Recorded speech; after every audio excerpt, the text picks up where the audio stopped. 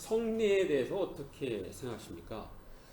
먼저 잘 들어보지 않은 용어라 용어부터 설명을 하겠습니다.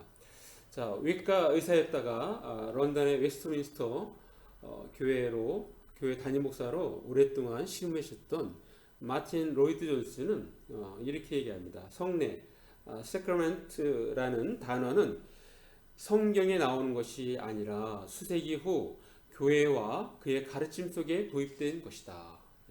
이거는 뭐 성경에 나오는 단어는 아니에요. 그렇지만 이런 예식들을 계속 함으로 인해서 그걸 이제 성례라고 그렇게 부르는 것입니다. 그래서 이거에 대해서 오늘 말씀을 드는데, 자, 이 부분, 그러니까 존 스토와 제임스 패커의 뒤를 잇는 개신교 복음주의 진영의 대표적인 기독교 사상가 알리스터 맥그라스는 기독교라는 책에서 이 성례는 군인의 맹세라는 세크라멘툼이라는 라틴어에서 유래했고 그리스도인의 삶을 유지하고 발전하는데 특히 중요하다고 이해되는 특정한 예배의 의식을 가리킨다. 이게 군대에 군인의 맹세라는 단어로 쓰이는 그 단어인데 이것이 이전 기독교에서는 특정한 예배 의식을 드리는 걸로 그렇게 사용되고 있다는 것입니다. 자, 우리 침례교에서는 성례를 카톨릭에서 사용한다고 해서 성례라는 표현을 쓰는 대신에 우리 침례교는 교회 의식이라고 이렇게 부릅니다. 근데 평상시 잘 쓰질 않죠. 교회 의식. 우리가 하는 거는 이제 침례와 주의 만찬, 성만찬밖에 없기 때문에 그냥 침례식, 주의 만찬 이렇게 표현을 그냥 합니다. 자, 성례의 종류에는 카톨릭이 하는 것과 개신교가 하는 것 두 가지가 있는데, 자, 카톨릭은 칠성례라고 해요. 칠성례 지금도 하고 있습니다. 그러니까 세례, 견진, 성체. 성체라는 것은 성찬하고 똑같은 거예요. 고해, 병자라기도 하고 종부. 그러니까 종부는 마지막 임종할 때 하는 종부, 병자. 어떤 특별한 병이 있을 때, 위급한 어떤 상황이 있을 때 가서 그 신자의 고통을 덜어주고 구원해 주도록 죽게 맡기는 성사를 종부, 병자 성사라고 합니다. 그다음에 성품은 이제 신품이라고도 쓰이는데 이거는 좀 부제가 사제로 될 때 그런 위임식이나 이런 것들 할 때 그때 하는 성사를 성품, 신품이라고 합니다. 그다음에 혼인, 뭐 결혼식을 얘기하죠. 자, 개신교의 견해는 자, 이게 너무 7가지를 너무 많고 이것이 너무 의식화되어지고 어떨 때는 말씀보다 앞서가고 막 이런 부분 때문에 종교개혁하면서 2가지 세례, 침례와 그다음에 성찬 2가지로. 그래서 우리 침례교에서는 세례라고 표현하지 않고 침례라고 표현하고 성찬이라는 표현보다는 주의 만찬. 그러니까 침례도 그렇고 주의 만찬도 그렇고 주님께서 다 쓰신 용어를 그대로 쓰는 것입니다. 자, 이것은 이제 영광스러운 교회와 아름다운 종말 마틴 로이드 존스 책에서 이렇게 딴 건데요. 다른 데서는 이렇게 용어가 달리 이렇게 나오는 경우가 있는데 똑같습니다.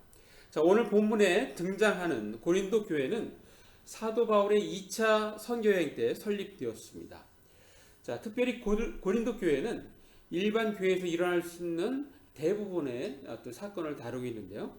자, 그리스도인의 소송 문제, 또 독신과 결혼 문제, 그리고 우상 제물을 먹는 문제, 또 성만찬의 본질적 의미와 임하는 자세, 또 성도의 죽음과 부활 등등 많은 것을 다루고 있습니다. 특별히 오늘 본문은 주의 만찬, 성만찬 예식을 행하는 데 있어서 그 의미를 담고 있는 부분입니다. 자, 교회는 성례가 올바르게 시행되어야 합니다. 자, 올바르게 시행되기 이전에 왜 교회는 성례를 시행해야 할까요? 그것은 첫 번째는 기념하라는 예수님의 명령을 수행해야 하기 때문입니다. 예수님께서 직접 기념하라라고 명령하셨어요. 자, 우리가 대표적인 거 아까 읽었던 고린도 전서 11장 23절. 자, 한번 같이 읽습니다. 시작. 내가 너에게 전한 것은 주께 받은 것이니 곧 주 예수께서 잡히던 밤에 떡을 가지사. 자, 지금 사도 바울이 고린도 교회 교인들한테 성만찬, 주의 만찬에 대해서 이렇게 전할 때 이것은 내가 정한 것이 아니라 내가 한 것이 아니라는 것입니다. 주님께서 우리에게 전한 것이다. 하라고 말씀하신 것이다. 라고 말씀하고 있습니다. 그리고 그 명령 그 이후에는 어떤 문장이 나오고 있어요? 예수께서 십자가에 못 박혀 돌아가시 전 마지막 만찬을 제자들과 함께 하시면서 말씀하셨던 것들을 연결시키죠. 자, 그러면서 떡과 잔에 대해서 말씀하시는데, 먼저 떡에 대해서 누가복음 22장 19절 말씀 한번 같이 읽습니다. 시작. 또 떡을 가져 감사 기도하시고 떼어 그들에게 주시며 이르시되 이것은 너희를 위하여 주는 내 몸이라 너희가 이를 행하여 나를 기념하라. 자, 떡을 주시면서 내 몸이라 라고 말씀하셨어요. 그래서 나를 기념하라고 명령하신 거예요. 누가복음에. 자, 이것은 복음서에 다 있는데 구체적으로 이렇게 누가복음 이렇게 이 부분에서 제가 대표 구절로 가져왔습니다. 또 잔에 대해서 자, 고린도전서 11장 25절. 자, 한번 같이 읽습니다. 시작. 식후에 또한 그와 같이 잔을 가지시고 이르시되 이 잔은 내 피로 세운 새 언약이니 이것을 행하여 마실 때마다 다 나를 기념하라 하셨습니다. 자, 나를 기념하라는 말씀이 반복적으로 나옵니다. 자, 예수님께서 직접적으로 명령을 하신 것입니다. 나를 기념하라고 말입니다. 자, 그러므로 성찬, 주의 만찬은 초대교회뿐만 아니라 오늘날까지도 지켜지고 있는 것입니다. 자, 왜 교회는 성례를 시행해야 할까요? 두 번째는 그 성례를 행하는 데 있어서 그리스도의 구속이 주는 유익을 나타내고 인치고 전달하기 위해서입니다. 자, 이것은 아까 위과 의사였다가 런던의 웨스트민스터 교회의 담임 목사였던 마틴 로이드 존스의 영광스러운 교회와 아름다운 종말 그 책에서 따온 건데요. 자, 이 책에서 성례는 은혜의 언약 안에 있는 사람들에게 그리스도의 구속이 주는 유익을 나타내고 인치고 전달하기 위한 것이다. 그러면서 이제 그 근거로 자, 우리가 아는 그 할례 문제를 성경에서 가져옵니다. 자, 로마서 4장 11절 말씀. 자, 한번 같이 읽습니다. 시작. 그가 할례의 표를 받은 것은 무할례 시의 믿음으로 된 의를 인친 것이니 이는 무할례자로서 믿는 모든 자의 조상이 되어 그들도 의로 여기심을 얻게 하려 하심이라. 자, 유대인들은 할례, 나은 지 8일 만에 꼭 할례를 행하잖아요. 근데 그 할례에 대한 의식, 그 의식에 대해서 설명할 때, 이 할례는 무할례자가 믿는 모든 자의 어떤 그 믿음, 그러니까 내가 예수님을 믿는다라는 표시로 무할례자이면서도 그 할례를 받았을 때 인친 효과가 있다는 거야. 인쳤다 이거야. 그러니까 할례의 표를 받은 것, 이것은 곧 의로 여기신 것을 인친 것과 같다는 그런 의미입니다. 그래서 할례를 받았다는 것은 인쳤다. 얘는 확실히 이제 의롭다. 그렇게 인친 것처럼 마찬가지로 침례나 주의 만찬, 성만찬이 그런 효과가 있다는 것입니다. 자, 할례의 표를 받은 것은 무할례 시의 믿음으로 된 의를 인친 것이니, 그래서 인이란 약속을 입증해 주는 것이라는 것입니다. 그래서 우리 결혼식 때 결혼 반지, 그 반지도 이것도 인의 의미를 담고 있습니다. 자, 교회는 성례가 올바르게 시행되는 곳입니다라는 것은 어떤 의미가 있을까요? 그것은 하나님의 백성이라는 공동체 의식을 각성시켜 줍니다. 자, 아까 우리가 소개했던 마틴 로이드 존스는 영광스러운 교회와 아름다운 종말에서 자, 이렇게 표현하고 있어요. 세례를 받고 성찬에 참여하게 된 사람들은 그들이 교회의 일원이라는 사실에 대한 일종의 상징 혹은 증거를 가지고 있는 것이다. 예. 자, 그들이 교회의 한 공동체에 속했다는 거예요. 그것을 상징하고 그 증거를 보여주는 것이라는 것을 표현하고 있습니다. 자, 특별히 이제 성찬은 주의 만찬은 우리가 그리스도의 십자가에 참여한다는 것을 보여줍니다. 자, 계속해서 마틴 로이드 존스는 동일한 책에서 성찬은 그리스도와의 교제 및 그리스도와의 연합을 상기시킴으로써 우리가 그의 죽으심에 참여했다는 것을 상기시켜준다. 그래서 우리가 떡과 이 포도주를 먹고 마시면서 그리스도의 죽으심에 참여하는 것을 상기시켜준다고 그렇게 표현하고 있고 우리도 거기에 참여를 하는 것입니다.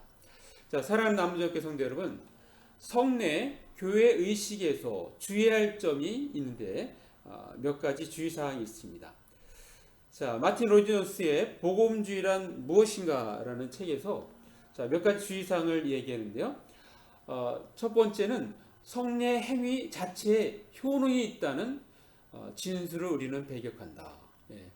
그러니까 성례 자체, 그러니까 침례식이나 성찬식에 그 자체에 어떤 효력이 있다는 것은 아니라는 거예요.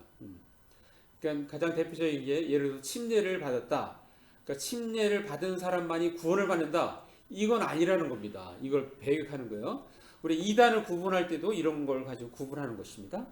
또 성례를 받은 사람이 믿음으로 받지 않는다면 아무것도 아니다. 그러니까 우리가 성례를 참여할 때는 어떤 마음으로 참여하는 겁니까? 믿음을 가지고 그 믿음을 가지고 우리가 침례식도 참여하고 성찬에도 참여한다는 것입니다. 또 계속해서 세례를 통한 중생과 관련된 어떤 주장도 단호히 배격한다. 좀 전에 얘기했던 침례를 받아야만 구원을 받습니다. 이건 아니라는 거예요. 우리가 침례교회라고 해도 마찬가지예요. 우리가 침례를 강조하긴 하지만 침례를 받아야지만 구원받습니다. 이건 아니라는 겁니다. 우리도. 자, 그 다음에 성찬을 제사로 바라보는 일체의 개념도 배격한다. 성찬에는 제사의 반복도 제사 자체의 요소도 없다. 어떤 사람은 성찬을 제사로 보는 사람도 있어요. 제사가 아닙니다. 자, 그런 주의사항을 얘기했고요. 더불어서 하나 더 말씀드린다면, 자, 아까 우리가 소개했던 영광스러운 교회와 아름다운 종말 그 책에서 성례는 말씀과 결코 분리될 수 없다. 그러니까 성례는 성령의 조명과 인도 아래 행해지는 설교, 가르침, 말씀 읽기와 함께 하는 것입니다. 함께. 그래서 우리가 기독교에서는 이렇게 성례만 하지 않잖아요. 항상 말씀을 우리가 먼저 듣고 그리고 나서 하잖아요. 그래서 말씀과 떨어질 수 없다는 거예요. 분리될 수 없다는 거예요. 그러니까 성례 자체로만 어떤 효력을 생각한다면 때로는 뭐 말씀 안 하고 이렇게 할 수 있는데 우리는 그렇지 않다. 말씀과 분리될 수 없다라는 입장을 우리는 견지해야 하는 것입니다. 자, 우리는 지금 교회는 성례가 올바르게 시행되는 곳입니다라는 제목의 설교를 듣고 있습니다. 자, 그렇다면 우리는 어떻게 해야 할까요? 두 가지만 말씀드립니다. 첫 번째는 성례는 정기적, 비정기적으로 시행해야 합니다. 한번 같이 읽습니다. 시작. 성례는 정기적, 비정기적으로 시행해야 합니다. 자, 미국 역사상 가장 위대한 사상가이면서 철학자인 조나단 에드워즈는 신앙 감정론이라는 책에서 성례를 통해서 우리는 시각적으로 청각적으로 더욱 진지하게 그리스도의 구속을 생각하고 신앙 감정으로 충만하게 된다. 우리가 침례식, 주의 만찬에 참여를 하면서 우리는 평상시에 말씀만 듣다가 그때는 시각적으로, 청각적으로, 때로는 촉각을 이렇게 동원해서 더욱 진지하게 예수님의 구속을 생각하고 신앙 감정으로 충만하게 된다라고 그렇게 표현하고 있습니다. 침례탕, 이 침례탕은 우리 침례교회에서 어디는 이렇게 교회에 있는 데가 있어요. 교회. 이 교회 안에다가 이렇게 밑에 강단에다가 밑에다가 침례탕을 만들어 갖고 할 때마다 열고서 이렇게 하는 데가 있습니다. 또 이렇게 야외 풀장을 이용할 때도 있고, 또 이렇게 그때그때마다 이렇게 임시적으로 만들어서 할 때도 있고, 아예 계곡을 이용할 수 있고 그렇습니다. 자, 우리가 지난번에 할 때 그 박광효 형제와 정병주, 정병아, 또 정승민이 침례받을 때는 범일 침례교회 침례탕을 빌려서 침례식을 거행했습니다. 자, 그렇지 않으면 따뜻한 여름에 계곡 등에서 자연스럽게 할 수 있습니다. 우리 집사님도 그렇고 이용란 자매 그렇게 내원사 계곡에서 했습니다. 그렇게 좀 자연스럽게 하는 거는 1년에 한 번 이렇게 수련회 이런 거 마치고 이제 할 수 있는 것입니다. 자, 주의 만찬은 보통 분기별로 한 번, 또 1년에 한두 번, 매달 또 매주 등 시행을 합니다. 자, 우리 교회는 그동안 잘 못했습니다. 지상 성전으로 왔으니 앞으로 더 자주 하도록 하겠습니다. 자, 오늘 메시지 끝나고 오랜만에 주의 만찬 시간을 갖습니다. 자, 오늘은 그동안 해오던 방식과는 달리 하겠습니다. 저도 이전 교회에서 큰 교회에서 보고 배운 것이 있어서 그에 맞춰서 성찬 예식을 행했는데, 그런데 교회는 작은데 중형교회 이상으로 하는 것처럼 그렇게 기구들을 사용해서 시행하니까 약간 분위기에 어울리지 못한다는 생각을 하였습니다. 그리고 이전 교회처럼 본대로 침례받은 사람만, 그리고 양심에 꺼리끼는 사람은 참여를 제한하였습니다. 그렇게 저도 해왔거든요. 자, 그러니까 이제 의식이 끝나도 기쁨보다는 약간 서먹서먹한 마음이 사실 지배했습니다. 이러한 느낌이 그동안 성찬 주의 만찬 의식을 행하는데 주저하게 만들었던 것 같습니다. 몇 사람 안 되는데 누구 빼고 이게 개척교회에서는 사실은 잘 안 맞는 것 같습니다. 자, 사실 초대교회 고린도 교회에서는 사실은 확실히 선을 그었습니다. 우리가 아까 읽었던 그 본문 그 뒤에 보면은 사실 그게 나와요. 고린도서 11장 우리 26절까지 봤는데 27절에 보면 그렇게 표현합니다. 누구든지 주의 떡이나 잔을 합당하지 않게 먹고 마시는 자는 주의 몸과 피에 대하여 죄를 짓는 것이다. 그래서 28절에 사람이 자기를 살피고 그 후에야 이 떡을 먹고 이 잔을 마실지니, 29절 주의 몸을 분별하지 못하고 먹고 마시는 자는 자기의 죄를 먹고 마시는 것이니라. 자, 이것을 적용하기 때문에 이렇게 제한을 두고 했었는데 사실은 개척교회는 몇 명 안 되는데 우리는 더 하나님의 크신 사랑으로 더 받아들여야 되는 거야. 이런 형식은 작은 교회에서는 어울리지 않습니다. 몇 명 안 되는 교인 중에서 또 누군가를 제한할 때 은혜스러워할 주의 만찬, 성찬이 오히려 분위기를 차갑게 하는 역할을 하는 것을 좀 더 저 자신도 마음이 편치 않았었습니다. 자, 그러나 더 큰 마음으로 바라보면 주의 만찬 성찬에 초대받은 사람은 의로운 사람들이 아니라 하나님의 은혜가 전적으로 필요한 사람들입니다. 아멘. 이 자리는 하나님의 은혜가 조건 없이 주어지는 자리입니다. 자, 그러므로 앞으로는 모두가 참여하는 성찬이 되어야 하겠다는 생각입니다. 이제부터는 약간 분위기를 달리 하겠습니다. 좀 가볍고 친숙하게 차별 없이 하겠습니다. 자, 초대교회 때의 성찬은 사실 즐거운 자리였습니다.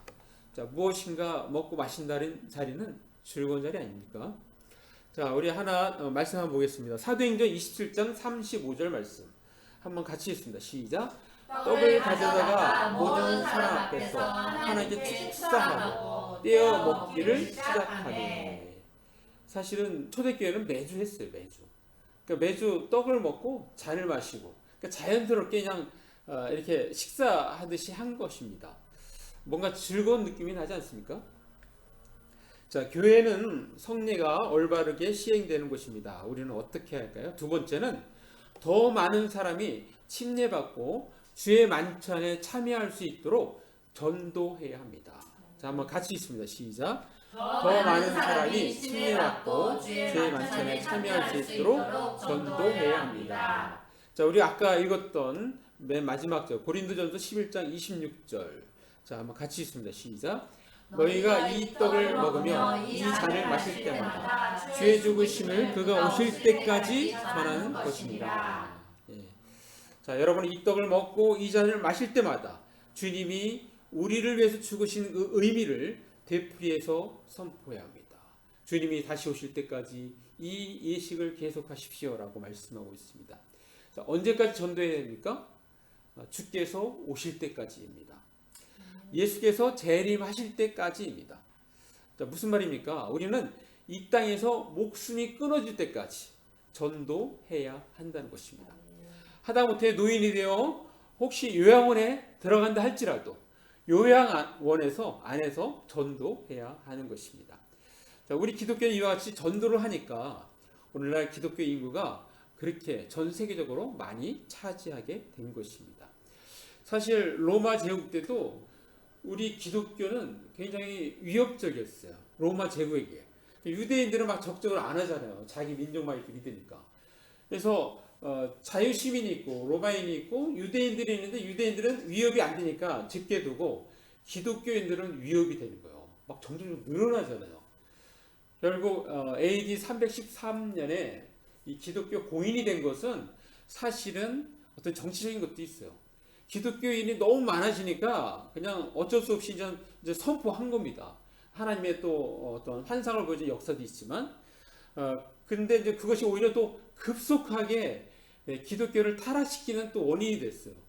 왜냐하면 너무 그렇게 또 몰아가니까, 그러니까 안 믿는 사람들 뭐 억지로 막 오게 하고 막 이런 식이 되니까 그게 사실은 기독교를 타락하게 한 원인이 또 되기도 합니다. 그만큼 이제 기독교는 이게 공격적인 부분이 있어요. 자, 고든 코넬 신학대학교 세계 기독교 연구센터가 발표한, 여기는 매년 발표해요. 2022년 세계 기독교 현황에 따르면 카톨릭을 포함한, 세계적으로 할 때는 항상 카톨릭을 포함합니다. 전체 기독교 인구는 세계적으로 25억 5,900만 명으로 지난 2000년에 비교해서 5억 7천만 명이 더 늘어났습니다. 우리가 생각할 때는 코로나19인데 우리는 줄어들었잖아요. 줄어들었는데 그러나 오히려 더 늘어났어요. 자, 그 이유는 여러분들 아시게 될 건데, 자, 2050년에는 앞으로 뭐 2022년이니까 뭐 18년 지나서, 자, 18년 지나서 그때는 33억 3,400만 명. 그러니까 7억 7천만 명이 더 늘어날 것으로 전망했습니다. 자, 전 세계 인구 대비 기독교 인구 비율은 현재가 32.2%인데 34.2%로 2포인트 더 증가할 전망입니다. 자, 우리는 잘 상상이 안 가죠. 자, 그 이유를 조금 있으면 여러분 알게 될 것입니다. 자, 기독교 인구 증가에 가장 큰 영향을 미치는 기독교 종파는 오순절 교회입니다. 오순절 교회는 막 찬양을 해도 막 방방 이게 아프리카 사람들은 막 신나서 찬양을 뭐 10분 20분이 아니에요. 거기는 하면은 최소한 1시간 이상이에요. 그들에게 잘 맞는 거예요, 이게. 그래서 이 6억 명인 오순절 교회의 교인 수가 2050년이 되면은 10억 명으로 늘어날 것으로 기대되고 있어요. 자, 기독교 인구는 전통적 기독교 국가인 서구 유럽이나 북미보다 남미와 아프리카 지역에서 더욱 확산되고 있습니다. 지금 남미와 아프리카 지역은 계속해서 확산되고 있어요. 이 코로나19 상황인데도 불구하고 확산되고 있습니다. 특히 기독교 인구가 크게 늘어날 것으로 예상되는 지역은 아프리카 대륙입니다. 자, 2050년 아프리카의 기독교인 수는 6억 9,200만 명에서 2배 가까이 성장한 12억 8천만 명에 달할 것으로 전망합니다. 앞으로 이제 아프리카가 세계 선교를 아마도 주도하게 될 것입니다. 자, 켈빈 대학교 철학과 신학 교수이면서 기독교 철학자인 제임스 스미스는 습관이 영성이다라는 책에서 이렇게 얘기합니다. 일주일 내내 자기 자신을 믿으라고 암묵적으로 가르치는 세속 예전으로부터 우리의 심령을 재조정하시는 하나님의 활동 시간이다. 이분은 이 성례를 굉장히 중요시 여겨요. 또 학생들도 그 참여시키는 것을 중요시 여깁니다. 왜냐하면 우리는 일주일 내내 너를 믿어, 너 자신을 믿어 라고 세상에서 계속적으로 우리는 암묵적으로 그렇게 우리는 듣고 있다는 거예요. 그래서 그것을 세속 예전이라고 표현합니다. 자, 그런 것으로부터 벗어나서 일주일에 한 번 여기 앉아 있는데, 이때는 우리가 이 성례나 이런 걸 통해서 우리의 심령을 재조정하시는 하나님의 활동 시간이라는 것입니다. 그래서 이러한 것들이 중요하다는 것을 간접적으로 표현하고 있습니다. 자, 마무리합니다. 오늘날 우리는 아까 제임스 스미스가 습관이 영성이다라는 책에서 언급하였듯이 일주일 내내 자기 자신을 믿으라고 암묵적으로 가르치는 세속 예전으로부터 한 발을 빼고 하나님 앞에 나와 예배를 드립니다. 자, 우리가 매주 강단에서 흘러나오는 말씀을 듣고 살아갑니다. 그러다가 때로는 성례, 즉 교회 의식을 통하여 시각과 청각, 촉각을 자극받으며 성령의 역사를 체험하며 은혜의 강가로 나아가는 것입니다. 자, 그래서 우리의 심령을 재조정하시는 하나님의 활동 시간에 우리 자신을 내어 맡기며 온몸으로 참여를 해야 하는 것입니다. 교회는 성례가 올바르게 시행되는 곳입니다. 교회에서 교회 의식으로 침례식과 성찬식, 주의 만찬을 정기적, 비정기적으로 시행할 때 온 마음으로 참여해야 합니다. 또한 더 많은 사람이 침례받고 주의 만찬에 참여할 수 있도록 전도해야 합니다. 자, 우리 모두 하나님의 백성으로서 분명한 정체성을 가지고 한 사람이라도 더 침례받고 주의 만찬에 참여할 수 있도록 끊임없이 권하고 두드리고 전도하는 저와 여러분 되시기를 간절히 바랍니다. 네. 자, 잠깐 기도하겠습니다. 말씀 생각하시면서 잠깐 1, 2분 기도로 나아갑니다. 기도하겠습니다. 오 아버지 하나님 감사합니다. 오늘도 우리에게 말씀 주신 감사합니다. 오늘 특별히 성례에 대해서 우리가 말씀 들었습니다. 하나님 들은 말씀 우리가 잘 간직하고 이 땅에서 우리가 어떻게 살아야 될지 아버지 계속해서 우리에게 인지시켜 주시고 말씀하여 주옵소서.